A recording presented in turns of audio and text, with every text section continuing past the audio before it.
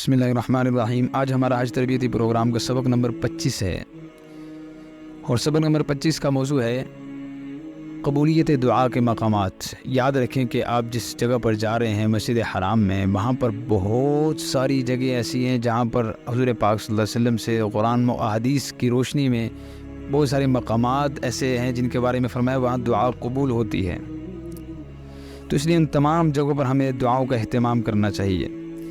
Number 1، بیت اللہ پر جب پہلی نظر پڑے تو اس وقت دعا قبول ہوتی ہے، اور بعض علماء نے لکھا ہے کہ ہر دفعہ جب بھی آپ ہوٹل سے مسجد حرام کی طرف جائیں تو وہ آپ کی پہلی نظر جو پڑے گی اس میں بھی آپ وہ دعا مانگ سکتے ہیں۔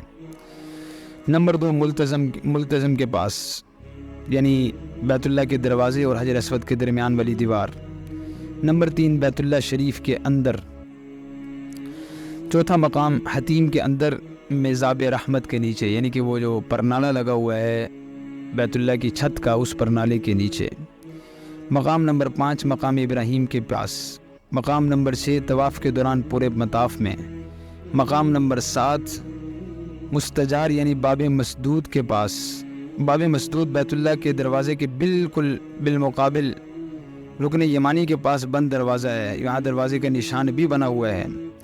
اصل میں یہ بیت اللہ کا دوسرا دروازہ تھا جو قریش نے بند کر دیا، یعنی کہ جو پہلا دروازہ اس کے بالمقابل دوسری طرف جو دروازہ ہے یعنی باب مسدود، یعنی وہ دروازہ جو بند کر دیا گیا۔ 8واں مقام زمزم کے کنویں کے پاس۔ 9واں مقام حجر اسود کے پاس۔ 10واں مقام رکن یمانی کے پاس۔ 11واں مقام حجر اسود اور رکن یمانی کے درمیان۔ 12واں مقام صفا پر۔